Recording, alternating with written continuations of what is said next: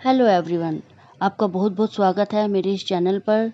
मेरी सभी बहनों को वट सावित्री व्रत की बहुत बहुत शुभकामनाएं। दोस्तों, हर साल ज्येष्ठ मास की अमावस्या तिथि के दिन यह व्रत रखा जाता है। इस व्रत का हिंदू धर्म में बहुत अधिक महत्व होता है। इसे शनि जयंती के नाम से भी जाना जाता है। वट सावित्री व्रत में महिलाएं अपने पति की दीर्घ आयु के लिए प्रार्थना करती हैं। पूरे दिन वह भूखी प्यासी रखती हैं।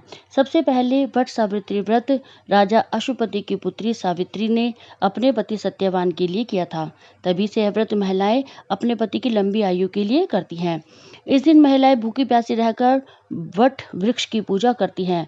वट वृक्ष की पूजा का इस व्रत में बहुत अधिक महत्व होता है। इस व्रत के करने से शनि के नकारात्मक प्रभाव से भी हमें मुक्ति मिलती है। अब हम जान लेते हैं कि वट सावित्री व्रत में सुहागन महिलाओं को क्या करना चाहिए और क्या नहीं करना चाहिए।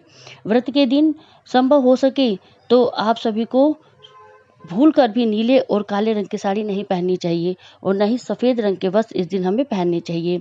इन रंगों की बिंदी लगाने से भी हमें बचना चाहिए और इस रंग की बिंदी भी हमें नहीं लगानी चाहिए, क्योंकि बिंदी सुहाग की निशानी होती है। नीला और काला रंग शनि से जुड़ा हुआ होता है। इस दिन हमें मांगलिक रंगों का चुनाव करना चाहिए। इस दिन महिलाओं को अमावस्या होने के कारण बाल नहीं धोने चाहिए, थ्रेडिंग नहीं करवानी चाहिए और नाखून आदि भी नहीं काटने चाहिए। इस दिन पति पत्नी को ब्रह्मचर्य का पालन करना चाहिए। अमावस्या पितरों की तिथि होती है और इस दिन हमें आपको बहुत ही शुद्धता का ध्यान रखना होता है। इस दिन यदि संभव हो तो सुहागन महिलाएं सूर्योदय से पहले उठें, नहा धोकर 16 श्रृंगार करें, हरे और लाल रंग की साड़ी पहनें।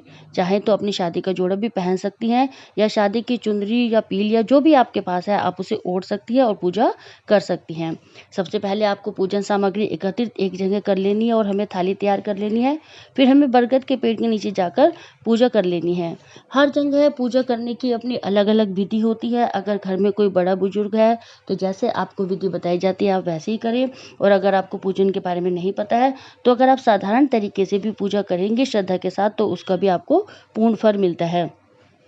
बरगद के पेड़ पर हमें तिलक करना है। रोली से कर सकती हैं आप या फिर हल्दी से भी आप तिलक कर सकती हैं। 7 बार हमें बरगद के वृक्ष की परिक्रमा करनी होती है कच्चा सूत लपेटते हुए। अगर कच्चा सूत नहीं है तो आप कलावा भी लपेट सकती हैं। जब 7 परिक्रमाएं पूरी हो जाए हमें जल चढ़ाना है, अक्षर चढ़ाने हैं, पुष्प चढ़ाने हैं, मिठाई चढ़ानी है और हाथ जोड़कर अपनी पूजा को पूर्ण करना है। हाथ में पुष्प लेकर या फिर आप चनी ले सकते हैं और हमें वट सावित्री व्रत की कथा को पढ़ना है या फिर हमें सुनना है इस कथा को, और इस तरह से हमें अपनी पूजा को पूर्ण करना है। कहीं कहीं पर इस दिन पूजा के समय बहाना भी निकाला जाता है। इस बहाने में जो भी हम खाना बनाते हैं, खीर पूरी सब्जी, वो हमें निकालनी है थाली में, और हमें साड़ी निकालनी है, श्रृंगार का सामान और दक्षिणा हमें अवश्य रखनी है। इस तरह से हमें भोजन पर 7 बार हमें ऐसे पानी फेरना है।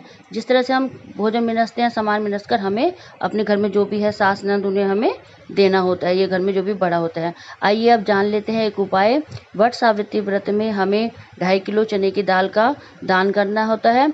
दान करें आप इस बार, अगर क्या कहते हैं 2.5 किलो ना बन सके तो आप 1.25 किलो चने की दाल का भी आप दान कर सकते हैं। इससे आपके शादीशुदा जीवन में जो भी परेशानियां या कठिनाइयां आपकी होंगी वो उससे काफ़ी हद तक उसे सुधार होगा उनमें और आपको उनमें राहत मिलेगी। अगर आपको वीडियो थोड़ा सा भी इंफॉर्मेटिव लगा हो तो आप वीडियो को लाइक करें, सब्सक्राइब करें चैनल को।